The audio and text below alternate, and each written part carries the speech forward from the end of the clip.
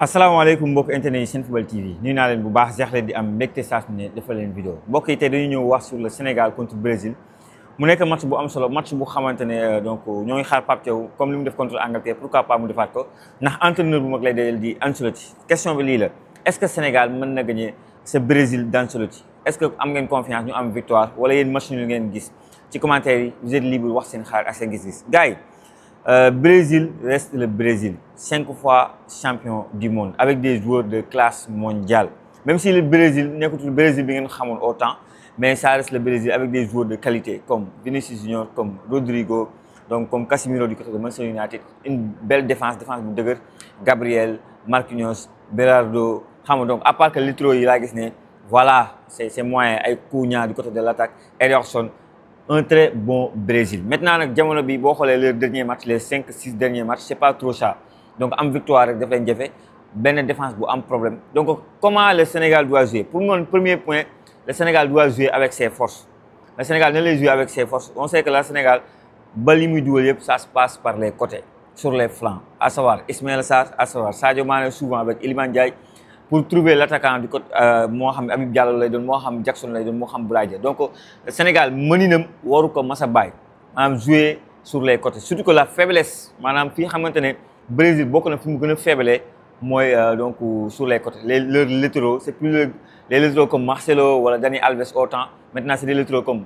Enrique wala keneen du côté de Monaco Vederson ak yooyu noonu ñoo lay faral di classer mais leur point faible bokk na si les latéraux donc tu dois jouer avec tes forces.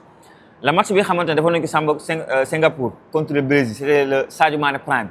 ba lépp ci côté bi la jaar si la percé si la indi penalty et tout la dernière fois bu ñu leen di gagné c'était Sadio Mané moo leen rey moom ko c'est à lui seul Ismaïla Sarr et un bon Habib Diallo la fois dernière donc loolu mooy premier point bi xamante ne jàpp naa ne déjà dañ ko war a def la bataille du milieu aussi ce sera très important il y aura Casemiro qui a de l'expérience il y aura Guimarães de Newcastle bi xam ne am na fu il y aura peut-être Paqueta comme benn joueur bu xam ne numéro 10 électron libre mën na nekk ce trio là au milieu de terrain même si leneen mën na am maintenant ban milieu de terrain nga war a teg foofu question la tey jii ñu bëri di Pape Gueye moom jox nañ ko partant ak Gana Gueye ñenn ñi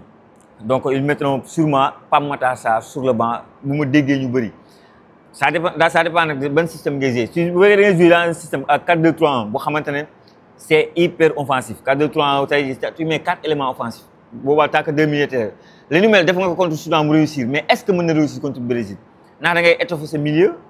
maanaam teg 3 milieux de terrain mu comme ça 4-3-3 boo xamante ne day équilibré prudent parce que mooy système bi gën a prudent ci football daanaka 4-3-3 amul benn danger tuuti offensif tuuti défensif la presque donc tu mets 3 milieux de terrain mën na nekk Pape Gueye Gana Pape Matar Sarr pour mën sa milieu de terrain là pour faire mal face au milieu de terrain Paqueta Guimarães donc ak Casemiro gisuma leen lu leen appelé est-ce que comprendre nga la wax alors que ku xam Ancelotti sa base au football c'est plus son milieu de terrain la moom milieu de terrain bu doxul il a un problème que ça soit Paris Saint-Germain Milan AC Real Madrid à chaque fois le milieu de terrain bokk na si li muy gën a fonk ci football boo xoolee gis nga bu mu nee Real ay Camavinga ay Tchouaméni tout le temps il jouait parce que dafa fonk milieu de terrain même moom la gën a fonk sax je dirais offensivement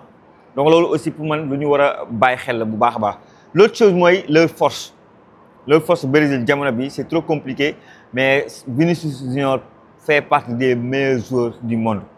et il peut à tout moment changer le destin d'un match maanaam benn match Vinicius mu bëgg ko mu changer match bi il a des qualités pour faire très mal à nos latéraux moom ak Rodrigo il a faim il veut prouver au monde entier que li fi nekkoon moo fi nekk ba tey ñu ngi may baax Real Madrid mais man maay Rodrigo Vinicius Junior veut se rattraper du côté du Brésil parce que déjà bi ñu leen di dóor ñoo ngi foon Rodrigo néew foon donc Rodrigo mais am na benn revanche contre ñun Vinicius Junior en l'absence de Neymar bi xamante ne voilà moom lañ bëgg mu nekkaat à ce niveau là nekku si dañ ko jox leng yi il faut mu mën au monde du football que man voilà et Ancelotti sait comment utiliser Rodrigo sait comment utiliser donc Vinicius Junior donc il faudra faire très attention à ces deux joueurs là bu leen may dara parce que lépp loo leen may rek mën nañ ko exploiter et ils vont te faire très mal loolu tamit c'est à noter donc que ça soit El Hadji Malick Diouf que ça soit Antoine Mendy am nañu ay clients moo tax Krépin Diatta match bi bu ma sonn mu ñëw quoi doon na baax trop moo gën a non seulement il peut faire mal sans pour autant am carton rouge wala yooyu noonu il peut être agressif dans le bon sens moom mii di Krépin Diatta moo tax sur ce match là mënoon na am solo trop mais malheureusement comme que dafa forfait nañu jàpp si Antoine Mendy. Ilaï Camara il est plus beaucoup offensif moo tax man à la place de Pape Thiaw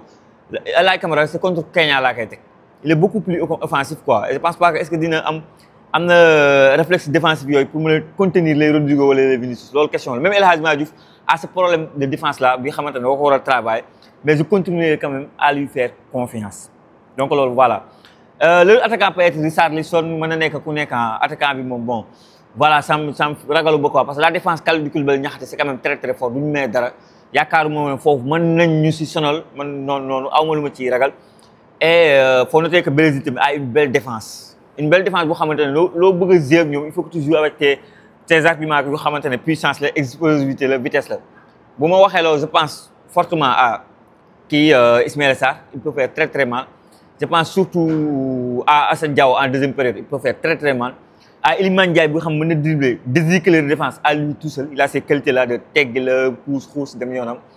et Jackson pour man dafa war a am un match de référence Jackson ba tey amagul match de référence peut-être que ce match là Jackson doit être son match de référence face aux Brésiliens nii parce que Brésil c'est un nom et Jackson le match qu'il a fait contre Angleterre franchement c'était intéressant et pour man lii mën na nekk match de référence pour defar Jackson nekk beneen level donc permettre Sénégalais yi ne ñun Jackson est-ce que nekkul suñu attaquant pour la CAN sur ce match là mën na nekk match décisif chaque jour ma wax ko rek mais Jackson maa ngi xaar si yow match de référence donc si tënk bu ma waxee li mu leen wax nii yëpp sama analyse bu gàtt ak si ay gëstu yu ma def ak le dernier match que ça soit contre Japon ak yeneen match yi je me dis que on a le potentiel on a l'équipe pour battre le Brésil l'autre chose à dire que mooy Angleterre ci li mu wone en termes de niveau de football moo mën Brésil jamono bi à l'heure où on parle mais Brésil reste le Brésil dañuy revanchard dañuy bëgg a wone beneen xar kanam et gis naa ne dafay ab Ancelotti nekk fi quand même ça monte en puissance nank et sûrement donc il faudra faire très attention au Brésil jouer avec tes forces ba la ñëw nekk si match yooyu xam ne ngay def bloc bas di jouer à des contre boo mënee monopoliser bal bi monopoliser boo bëggee tes positions jouer